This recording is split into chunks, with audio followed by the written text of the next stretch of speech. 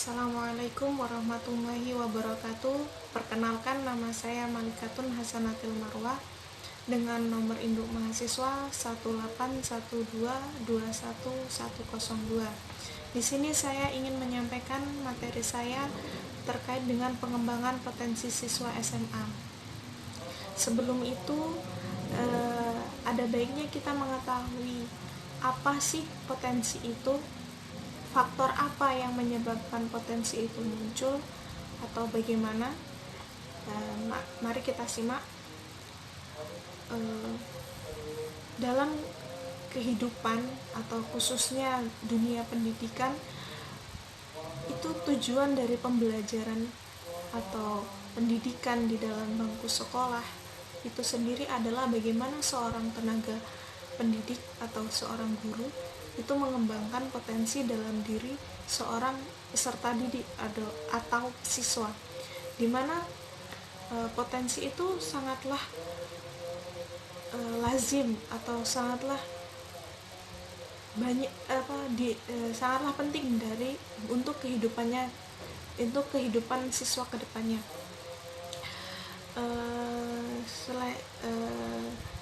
Lalu sebenarnya apa sih itu potensi?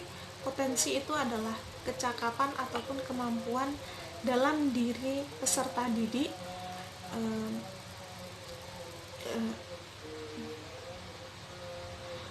apa sih itu potensi? Potensi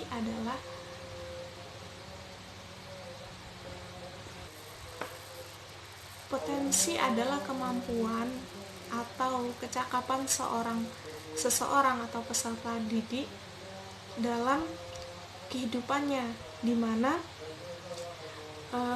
potensi itu atau kemampuan itu didapat dari bawaan lahir, dan kemampuan itu pun masih tersembunyi dalam dirinya. Jadi potensi itu harus ada peranan dari orang lain ataupun diri kita untuk memunculkan atau menggali potensi yang ada dalam diri. Jika tidak, potensi itu akan terkubur dalam diri kita.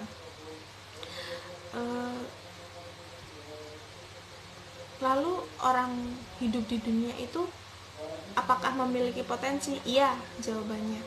Semua orang yang hidup di dunia itu memiliki potensi, di mana dia dari lahir itu, walaupun dia dengan keadaan apapun, dia itu memiliki potensinya sendiri. Potensi itu bisa muncul jika ada pengembangannya, yang di dalam bangku pendidikan atau sekolah itu adanya peranan seorang guru yang mengembangkan potensi dalam diri siswanya. Sebagai contoh, sebuah buku yang berjudulkan Be Yourself, di sana menceritakan sebuah kisah di mana seseorang itu, semua orang memiliki potensinya masing-masing. Di sana menceritakan seorang Nick Vujicic yang seorang direktur dari Life Without Limbs. Dia itu seorang multitalenta yang memiliki bakat dan kecerdasan yang tinggi. Dia sangat terkenal dan sangat dikagumi oleh orang-orang banyak. Namun kelebihannya itu, dari kelebihan yang kita bicarakan, seorang direktur dan memiliki talenta yang banyak, ada kekurangan dalam dirinya. Nick bukanlah seorang yang hidup dengan keadaan normal seperti orang biasa. Nick hidup sebagai seseorang yang memiliki kebutuhan khusus. Jadi dia bukan dari orang yang memiliki anggota tubuh yang lengkap seperti kita. Lalu Nick menegaskan bahwasanya di sana potensi itu dapat diraih oleh siapa saja. Potensi dalam diri kesuksesan yang ingin dicapai dari diri seseorang itu dapat diraih dari siapa saja dan di mana saja, dan itu pun bisa menjadi dan itu pun di mana jika seseorang itu mau dan berusaha untuk menggali potensi yang ada dalam dirinya.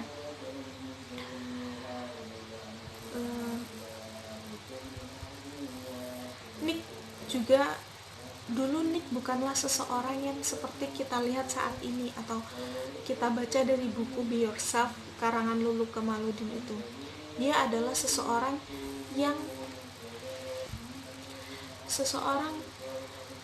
yang memiliki gangguan juga karena keadaan fisiknya. Dia merasa terkucilkan oleh orang lain. Namun dalam keadaannya ini, Nick berusaha bagaimana dia membuktikan bahwa seseorang yang memiliki kebutuhan khusus atau seseorang yang hidup di dunia itu memiliki potensinya masing-masing. Itu. Lalu ada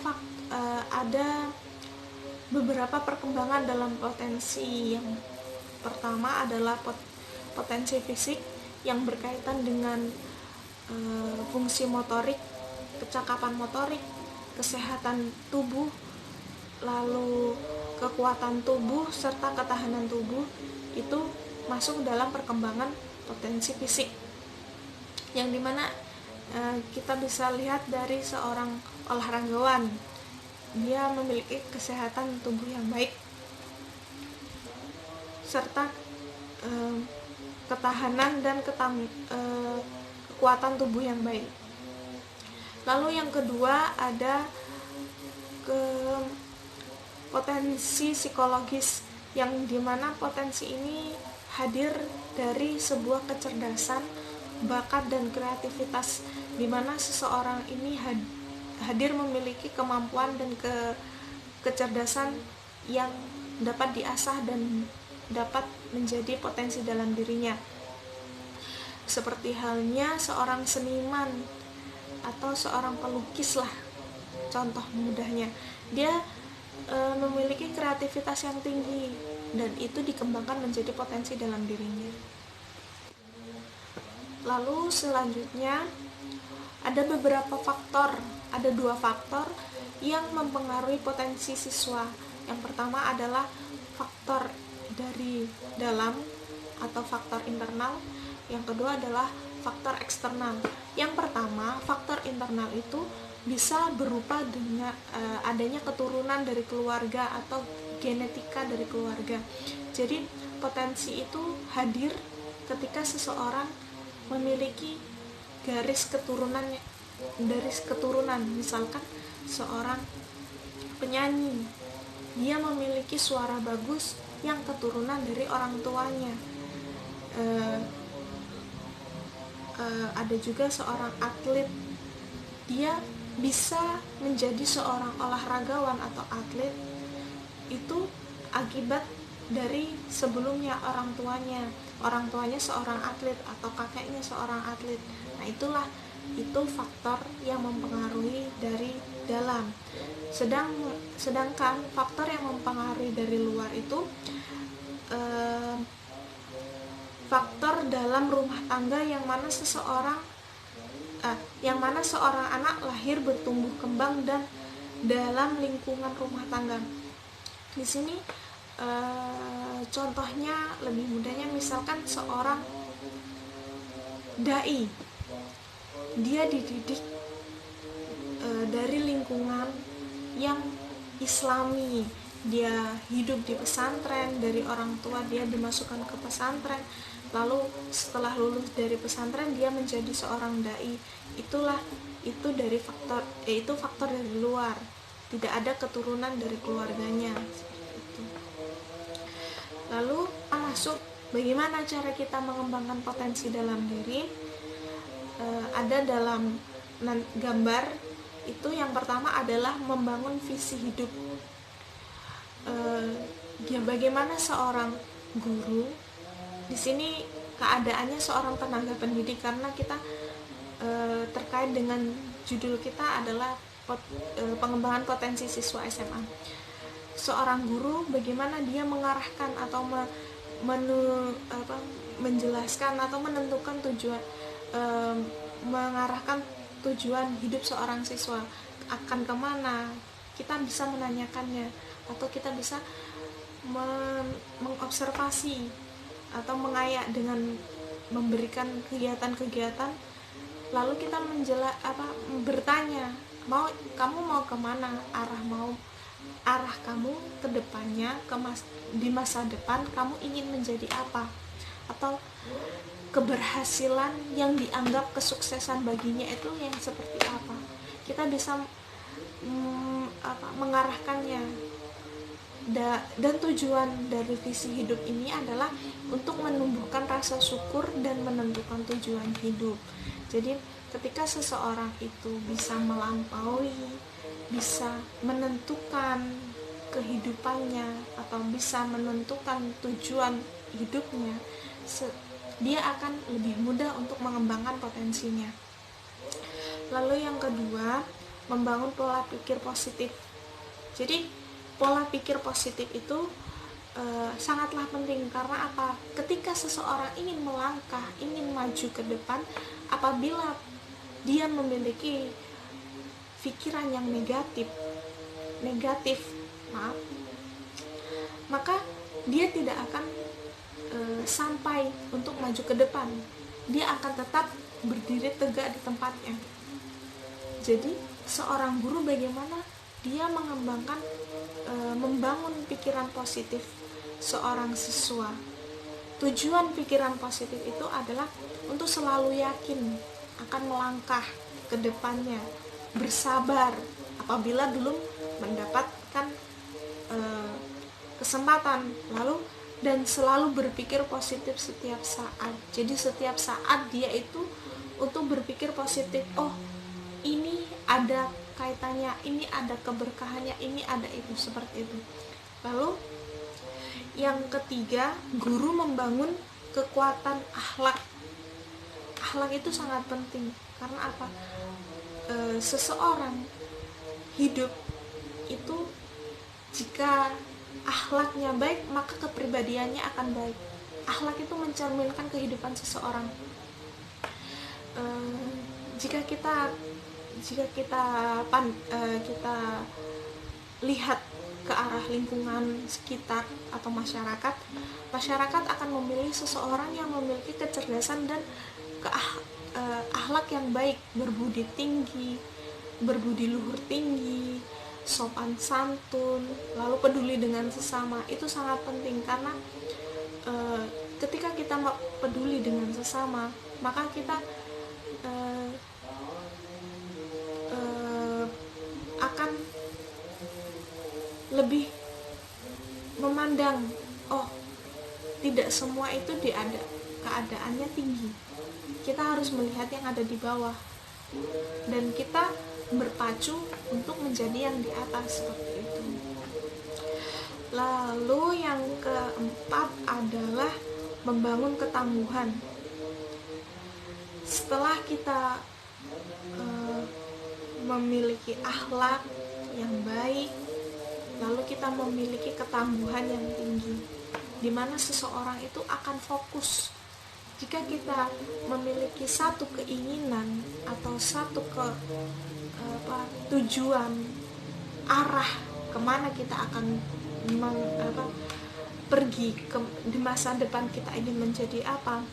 Jika kita memiliki ketangguhan, ternyata di kemudian hari keinginan atau visi kita di awal itu tidak tercapai, jika kita menumbuhkan atau seorang guru menumbuhkan ketangguhan kepada seorang siswa, maka dia akan berpikir optimis. Itu bukan jalan saya, itu bukan kemampuan saya bukan di batas itu, atau tidak, kemampuan saya belum sampai ke situ, berarti saya harus mengembangkannya kembali. Jadi ketangguhan itu sangat penting. Tujuannya adalah apa? Untuk fokus, semangat, dan pantang menyerah. Itulah yang harus dimiliki untuk mengembangkan potensi. Terus yang kelima adalah membangun kecerdasan. Selain dari visi, pola pikir, lalu akhlak, lalu kemudian ketangguhan, kita perlu adanya kecerdasan. Karena apa? Kecerdasan itu, jika kita memiliki kecerdasan, kita tidak akan mudah dipermainkan atau tidak akan mudah dibodohi oleh orang. Misalkan kita memiliki satu keyakinan atau satu keinginan ke depannya, kita dapat berpantu, tidak mendengarkan dari orang lain. Oh, kata orang ini, dia beranggapan ini loh yang lebih baik, oh ini loh yang lebih baik. Ketika kita memiliki kecerdasan, kita akan lurus, ini keinginan saya, dan ini jika kedepannya saya ingin seperti ini. Dia tidak mudah goyah dengan kepercayaan atau keyakinan akan di masa depannya. Lalu yang selanjutnya, yang keenam adalah membangun kecerdikan. Membangun kecerdikan itu sangat penting dalam mengembangkan potensi siswa. Karena apa? Kecerdikan itu hadir sebagai cara seorang siswa itu membangun dan mengatur strategi untuk kedepannya. Jadi ketika dia sudah tahu visi dia hidup atau kehidupannya di masa depan itu seperti apa, dia akan sedikit demi sedikit mengumpulkan apa yang dia butuhkan. Jadi dia memiliki strategi, di tahun ini atau saat ini saya membutuhkan apa untuk kedepannya. Misalkan di tahun ini, jika saya ingin mengembangkan potensi saya sebagai seorang guru atau pengajar, saya ingin menjadi seorang pengajar, atau saya ingin menjadi lebih tinggi dari seorang gurunya pengajar atau dosen, bisa kita sering ucapkan itu. Kita memiliki strategi. Oh, seorang dosen, kalau kita misalkan ingin menjadi seorang dosen, awal dari kita sekolah, jadi kita harus sekolah ke universitas dengan sarjana S1 dulu, lalu ada lagi kita naik ke tahapan ke magister, seperti itu. Jadi kita memiliki strategi atau cara bagaimana kita untuk mendapatkan visi kita di awal. Lalu yang terakhir adalah membangun kemandirian. Kemandirian ini sangatlah penting bagi seorang siswa. Karena apa? Kemandirian ini seseorang atau siswa dapat melakukan aktivitasnya secara mandiri. Dia tidak tergantung dengan orang lain, dia tidak terikat, dia bisa hidup dengan mandiri dan dapat diajak bekerja sama. Jadi kemandirian itu bukanlah dia harus bekerja sendiri, bukan, namun ketika dia harus bekerja sama, dia dapat diajak bekerja sama. Namun ketika dia harus bekerja atau berjalan sendiri, dia akan bisa menjadi berjalan sendiri. Mungkin cukup sekian apa yang telah saya sampaikan. Mudah-mudahan dapat membantu kita semua dalam mengembangkan potensi diri kita, terutama seorang siswa.